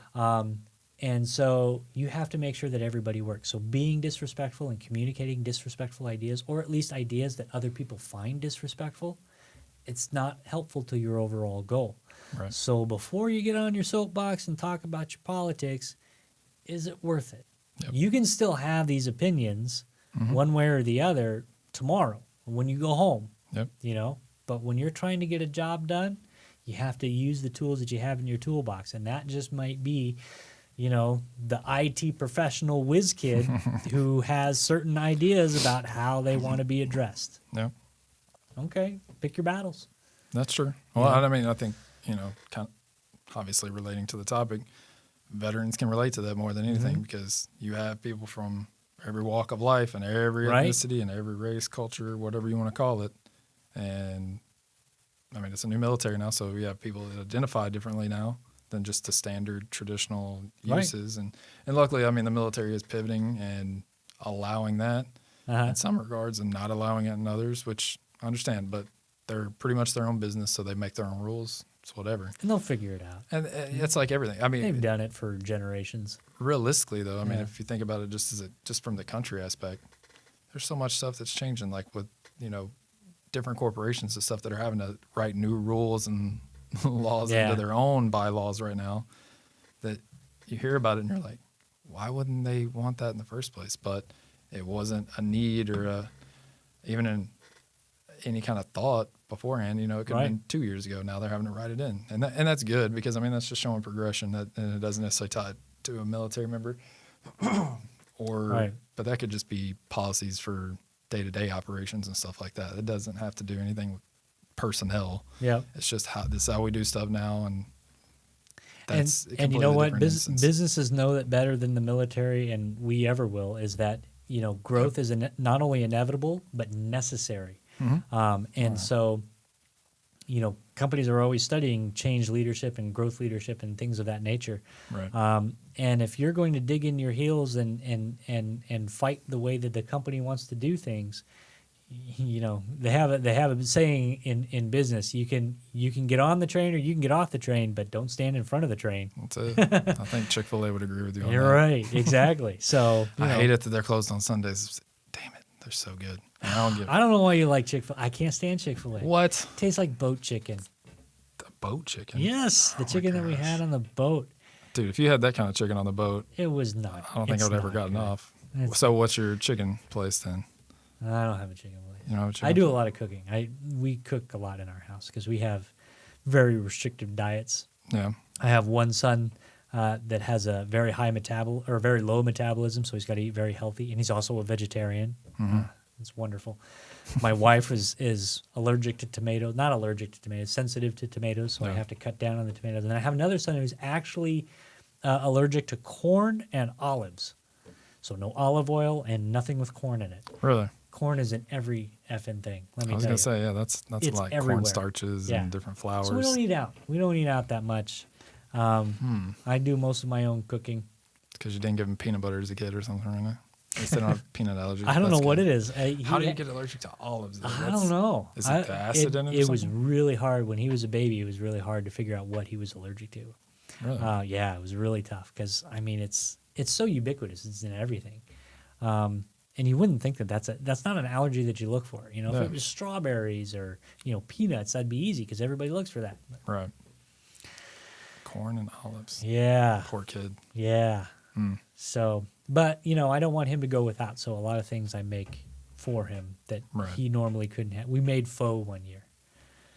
We actually made pho soup, oxtail pho. There you go. Yeah, stunk up the kitchen something awful. That aniseed, man, all that was. Whew. Yeah, there's a lot of those restaurants I can walk in. It's like, Ooh. it's just, But it's delicious. It was so great. good, but It's it's- so effing good. But you would man, not think it walking in because cooking initially, it is just that was rough. yeah. Well, that's like, anything. I mean, I'll walk into my house like after like weekend breakfast. I like cooking breakfast on the weekends. And obviously I love bacon. Yeah. So I cook tons of it. You don't really smell it until you walk out and then come back in. You're like, Jesus Christ, it smells like Yeah. the house is made of bacon. But it's those same kind of things. You wouldn't think that initial smell, you're like, no, there's no way. But some of that food, oh my gosh, that's the best food you'll ever have. Because I never got friends that were stationed over in Japan, Yeah. and they were talking about curries and stuff like that. And I can't even remember the restaurants because I never went to them, but they were just harping on it. It's kind of like people from Texas and Whataburger. Right. Oh my God, Whataburger's the greatest thing ever. I've lived here 2.5 years now, still haven't had it. I just can't bring myself because every time I go in there, You it's don't the have smell. Whataburger? It's the smell. I don't know what it is. I mean, I'll eat McDonald's, and I'm sure it's very similar. I know people are very proud of their Whataburger here in Texas. Yeah. It's decent.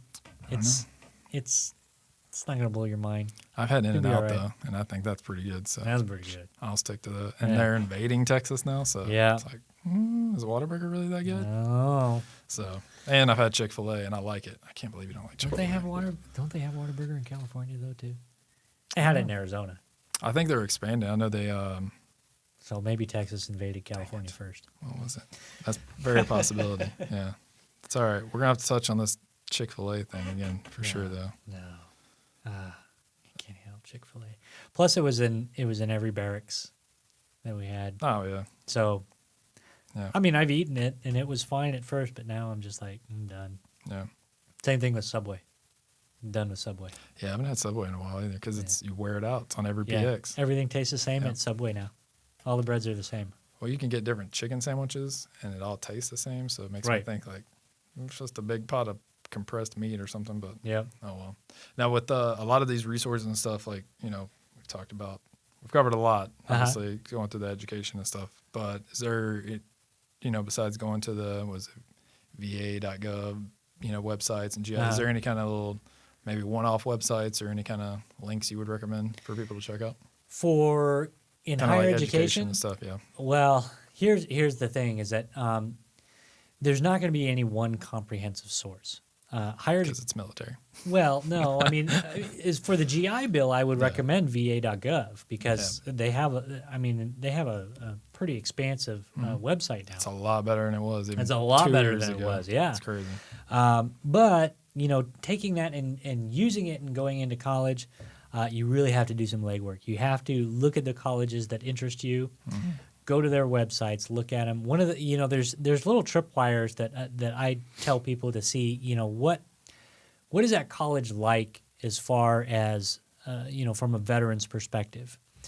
Public universities are going to have the most resources for veterans because of their high veteran population. The lower the veteran population, the fewer services they're going to have specifically tailored for veterans. Right. So when you're looking at private universities, look at the number of yellow ribbon recipients that they have, scholarships that they give out. If they don't have it on their website, give them a call, because there could be a reason why they don't have it on their website. Right. So, and you can't don't just assume. Do the legwork and find out. Because like there's some that you wouldn't anticipate, like Harvard has unlimited yellow ribbons. Paying for Harvard is no longer a difficult thing for a veteran. Just getting in. Getting in is the hard part. Once you get in, you're paid for. That's it. And not only that, but for their graduate programs as well, they have a lot of scholarships and stuff like that. So, don't just assume that because it's Ivy League that you can't afford it. Right. And also don't assume that just because you haven't been to college before that you can't handle it. I didn't step foot in a college until I applied to UT Arlington, and I got in right away. Yeah. So I would always say that if getting a 4-year degree is interests you, apply to a 4-year institution that does interest you. Yeah. Okay. Don't be intimidated because you haven't been to school. It's kind of like when here's a good analogy. Civilians, when somebody says to them, I didn't go to college because I wasn't inclined to. I'm not for fancy book learning. That sounds silly to them. Yeah. It sounds just as silly as when somebody says to a veteran, I didn't join the military because I don't like it when people tell me what to do. Yep. That sounds ridiculous to us. Yep. And that's how it sounds to them when you say, I didn't apply to this college because I'm not very good at learning. Yeah. Or, of course you are. You'll be just fine. Don't be intimidated by school. Everything will be just fine. Oh yeah. Apply and do your best. And if you need resources, reach out. Don't. And here's the other big piece of advice that I would give to all student veterans. Don't wait till you have a problem to raise your hand and say, I have a problem. Yep. There are always resources out there. Call me. I'll pick up the phone. There you go. But there's always something out there for you to utilize. But do the legwork. Make sure that you're doing the research that you need to do to make sure that your program is good for you and that you're financially set, and your family's squared away and on board with what your goals are, and then go out and do it. Yeah. Just be a good veteran. There you go. Do good, be good. All right, Don. Well, thank you very much. I You bet. appreciate it, sir. It's a pleasure. All right. We're going to get out of here so we don't have to hit all that Dallas traffic. Right which on. is 24/7, it sounds I like. still got another 3 hours of work to do. Oh, I'm sorry. No, that's all right. That's not your doing. I'm That's- rubbing it in then. That's my Well, good deal. my life. Well, thank you. Again, I appreciate it. We're going to have to do it again for sure.